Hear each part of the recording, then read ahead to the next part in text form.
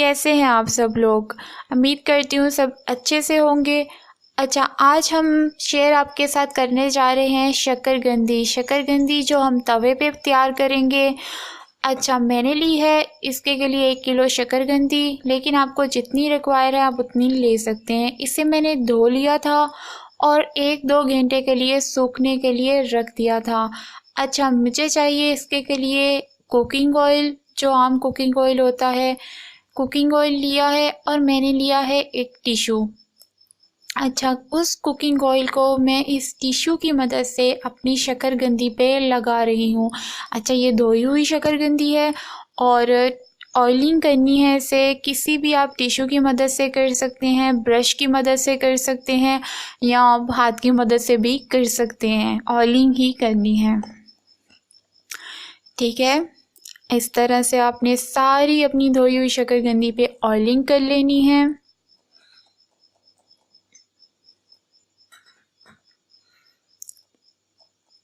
अच्छा, ये शक्करकंदी सबसे ज़्यादा लजीज बनती है बानिस्बत आप बॉईल करके। जब बॉईल करेंगे तो उसकी स्वीटनेस ख़त्म हो जाती है, लेकिन इस तरह से शक्करकंदी की स्वीटनेस नहीं ख़त्म होती है और बहुत ही खट्टी मीठी सी आज आपको शक्करकंदी सिखा रहे हैं। अच्छा, ये तवा है जो मैंने हीट कर लिया है इसे अच्छे से, ये गरम है। इसके ऊपर भी मैंने थोड़ा सा ऑयल डाला है, आप देख सकते हैं चमची की मदद से, बस मैंने थोड़ा सा ऑयल उसमें। अच्छा, ये शक्करकंदी मैं अब यानी कि ये तो उतनी ही आएंगी जितना तवे का साइज़ है। मैं तकरीबन इसमें 5 शक्करकंदियों को रख दूँगी।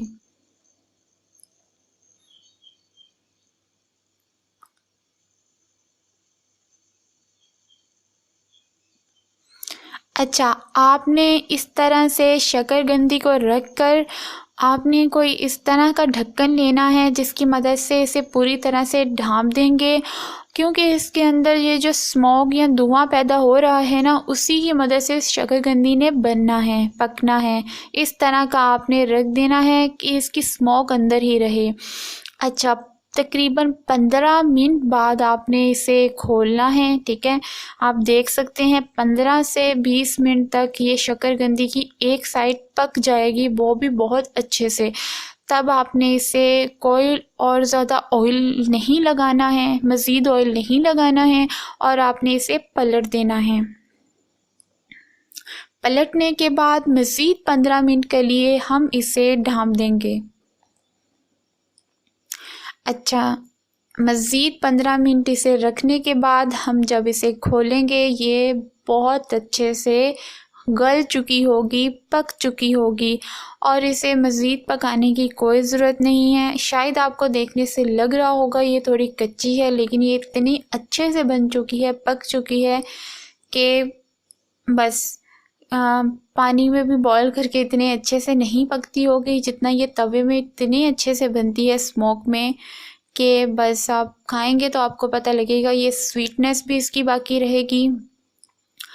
अच्छा, अब आपको मैं ना आपके सामने काट कर एक दिखा देती हूँ ताकि आपको पता लगे ये गल चुकी है।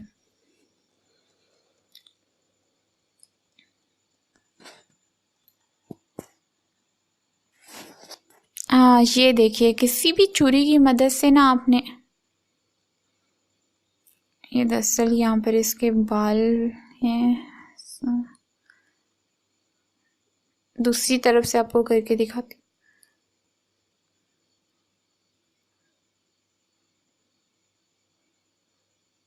ये देखिए, ये बहुत ही आराम से इसका ये जो ऊपर का छिलका आप लगा लें, बहुत ही आराम से उतर जाएगा।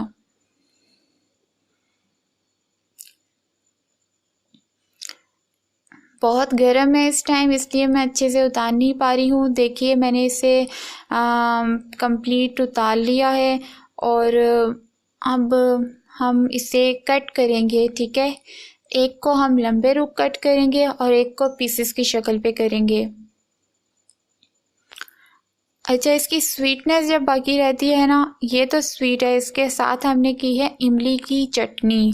इमली को आपने भिगो देना है, बाद में उनकी गुठलियाँ निकाल लेनी है और उसमें थोड़ा सा पानी शामिल करके उसकी एक गाढ़ी सी चटनी बना लेनी है।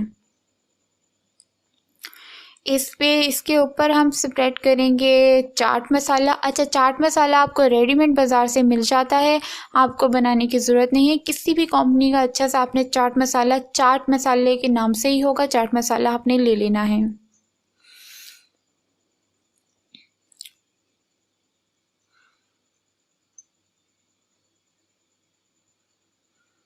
ये देख लीजिए, एक को पीस आपकी मर्ज़ी, आप पीस करना चाहें, आप कट करना चाहें, जिस तरह से भी आप करना चाहें आप कर सकते हैं।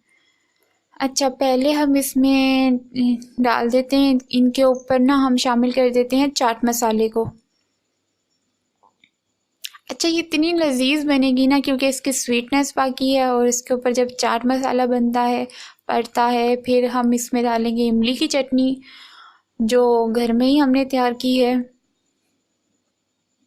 अगर आपको समझ नहीं आया ना कि इमली की चटनी कैसे बनानी है, तो आप मुझे नीचे कमेंट में कह सकते हैं, मैं आपको इमली की चटनी की ना अलग से एक वीडियो अपलोड करके दे दूँगी।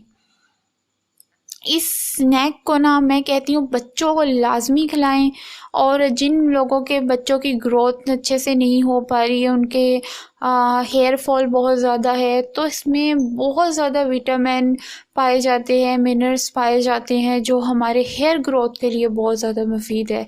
और ये मैंने खुद से ट्राई किया हुआ है, मेरे एक दफ़ा हेयर फॉल होने लग गया था मुझे, लेकिन मैंने जब से शकरकंदी ट्राई की ना, मुझे किसी ने बताया कि शकरकंदी आप यूज़ करें, मेरे इतने अच्छे हेयर हो गए कि मैं आपको क्या बताऊं। तो बहुत ही ये मुफीद चीज़ है सर्दियों के लिए, और ये बहुत इंस्टेंट एनर्जी देती है बानिस्बत हम किसी और स्नैक की तरफ जाएं। ये आप देख सकते हैं, बहुत ही मीठी और खट्टी शकरकंदी हमारी तैयार हो चुकी है।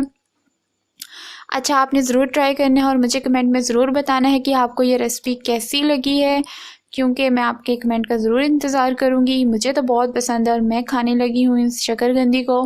तो मेरे चैनल को सब्सक्राइब कीजिएगा, लाइक कीजिएगा, पसंद आए तो शेयर कीजिएगा। दुआओं में सब बहनें मुझे याद रखिएगा। जज़ाकल्लाह।